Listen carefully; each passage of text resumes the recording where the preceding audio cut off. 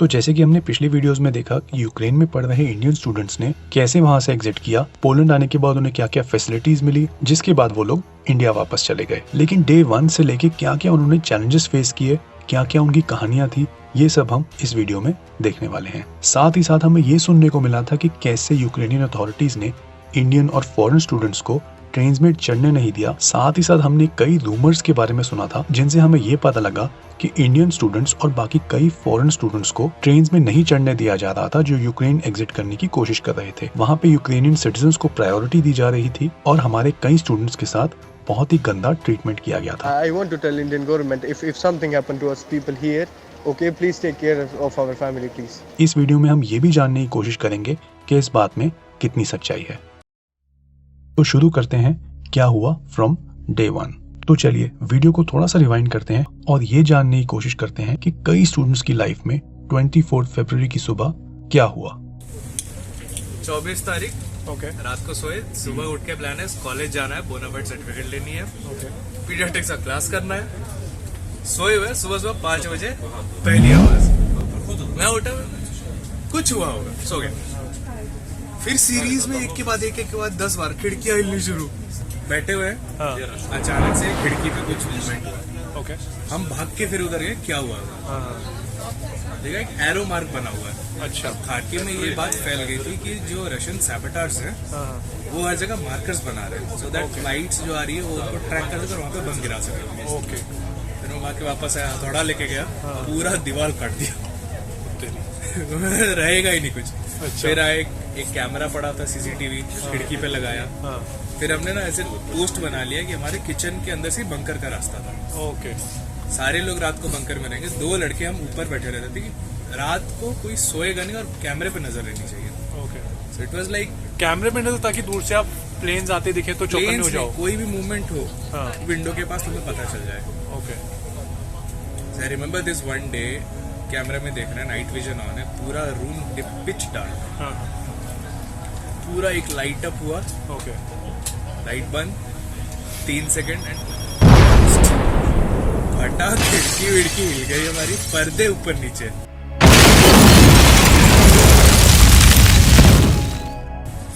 Like हम फिर phone में आ रहे कि मिसाइल अटैक है। हम जो भागे अंदर, फिर वहां से निकले। देन लास्ट डे जो सेंटर पे बम गिरा था, जो मेयर ऑफिस पे, that was the most horrible. घर हिला, एंड देन फाइटर जेट्स का मूवमेंट इतना लो पे, और वो ब्लास्ट से ज्यादा वो क्या करते हैं ना, वो बार बार सॉनिक बूम क्रिएट कर रहे हैं ताकि लोग पैनिक हो। They would just come from one side and they would create sonic booms all around the city and they'll vanish. और हमने कई बच्चों से कंफर्म किया कि जो हमने सुना था कि यूक्रेनियन अथॉरिटीज जो है वो इंडियन और फॉरेन स्टूडेंट्स को चढ़ने ही नहीं दे रही और अपने सिटीजन्स को बिल्कुल प्रायोरिटी दे रही हैं, वो एक्चुअली बात सच निकली। कई स्टूडेंट्स ने हमें बताया कि इन प्रॉब्लम को उन्होंने फेस किया था और ये बहुत ही ज्यादा गलत चीज है। सारे बच्चे रेलवे स्टेशन पे खड़े हैं, इंडियंस को जाने ही नहीं दे रहे। हम बिल्कुल आगे थे और धक्का मार के हमें पीछे कर दिया। सिर्फ यूक्रेन वालों को जाने दे रहे हैं और इंडियंस को मार रहे हैं। फिर ना चाहे लड़की हो चाहे लड़का हो, जाने ही नहीं दे रहे। बहुत बुरा हाल हो रखा है। And it's really bad situation here. I can't even explain you. Really, we took a lot of risk to reach here, and 1,000 plus Indians are stuck on the railway station. We are waiting for the trains. They are firing. They are kicking us, and this is what happening. तो जो students पढ़ के वहाँ पे fees पे करके economy में contribute कर रहे हैं और जो लोग वहाँ पे काम करके टैक्सेस पे कर रहे हैं, उनके लिए वहाँ की गवर्नमेंट के लिए ये रिस्पेक्ट है। चलिए मैं समझ सकता हूँ कि अगर आपके पास एक ट्रेन में 10 कंपार्टमेंट्स खाली हैं तो उसमें से 7 आप यूक्रेनियन सिटीजन्स के लिए रिजर्व कर सकते हैं, लेकिन कम से कम 3 तो बाकियों को दो। चलिए ठीक है, थोड़ा सा हार्श बन जाइए, 3 की जगह 2 दे दीजिए। और अगर बिल्कुल ही आपको डिस्क्रिमिनेशन करने पे उतराना है तो कम से कम 1 तो दो। लेकिन इस सिचुएशन में इंडियन और बाकी फॉरेन स्टूडेंट्स को सीधा सीधा मना कर दिया गया था कि आपके लिए यहाँ पर कोई जगह नहीं है।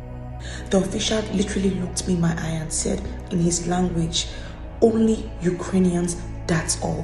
That if you are black, you should walk. Now see, these are all Indians standing here, and the only people who are allowed to go in are Ukrainians. We are all Indians standing here. We came right from that place, they told us to go to the first bookie, and now they are not letting us in. Please help us. Шановні пасажири, продовжується посадка на нічний. अब ये बात तो obvious है कि students को ना चढ़ने का डिसीजन जो है वो ऊपर से ही आया हो सकता है। इसके बिना इतनी बड़ी डिस्क्रिमिनेशन पॉसिबल ही नहीं है। तो अगर हम इसका ब्लेम यूक्रेन के आम सिटीजन्स पर डालें तो कहीं ना कहीं सही नहीं होगा। हमें क्वेश्चन जो है वो लीडरशिप को करना है, जिनके पावर में रहते ऐसा घटिया काम पॉसिबल हुआ।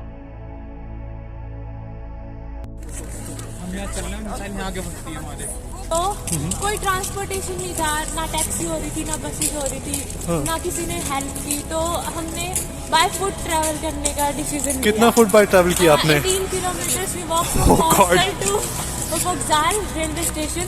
तो हम रेलवे स्टेशन पर पहुंचे 18 किलोमीटर ट्रैवल करने के बाद। Thank you so much for volunteering. आप लोगों की हेल्प से ही हम लोग है ना इस पूरे बॉर्डर को इतना एफिशिएंटली मैनेज कर पाए। आप नहीं होते तो बहुत मुश्किल हो जाता हमारे लिए। और आपकी 36 घंटे का एफर्ट ना होता तो हमारा एफर्ट किसी काम का नहीं, कोई बात नहीं, ध्यान रखना। और दोनों की टीम है ये, दोनों ने एक साथ मिलकर काम किया है। ये थी हमारी यूक्रेन में पढ़ रहे इंडियन स्टूडेंट से कन्वर्सेशन। तो इस वीडियो में हमने कई स्टूडेंट से बात करी जिन्होंने हमें अपनी प्रॉब्लम्स और सारे चैलेंजेस के बारे में बताया जो उन्होंने फेस किए थे। कैसे उन्होंने डिस्क्रिमिनेशन झेलने के बाद भी आपस में यूनाइट होकर साथ आगे बढ़ने का फैसला किया। छोटे छोटे ग्रुप्स बनाए, हर ग्रुप का एक लीडर था। उस लीडर ने जो है वो इंडियन अथॉरिटी से बात करी कि कैसे हम वहां से निकलें, और इंडियन अथॉरिटीज ने इन स्टूडेंट्स को गाइड किया कि आप ऐसे जाओ वैसे जाओ। जस्ट इमेजिन अगर सारे के सारे लोग जो है वो एक साथ एम्बेसीज में कॉल करते तो कितना ज्यादा केओस होता। लेकिन इन स्टूडेंट्स की तरफ से थोड़ी सी मैनेजमेंट और इंडियन अथॉरिटीज की तरफ से मेहनत के होते हुए इन लोगों का सक्सेसफुल इवैक्यूएशन पॉसिबल हो पाया। तो अगर ये वीडियो पसंद आ गई तो इसे लाइक जरूर करें, और अगर आपका कोई भी सवाल है तो कमेंट बॉक्स में जरूर बताएं। जिन लोगों ने चैनल को सब्सक्राइब कर रखा है उनको बहुत बहुत धन्यवाद, और अगर बाकी लोग कर लेंगे तो आने वाली वीडियोस के अपडेट्स मिलते रहेंगे। बाकी अपना ख्याल रखिए, and thank you so much for watching.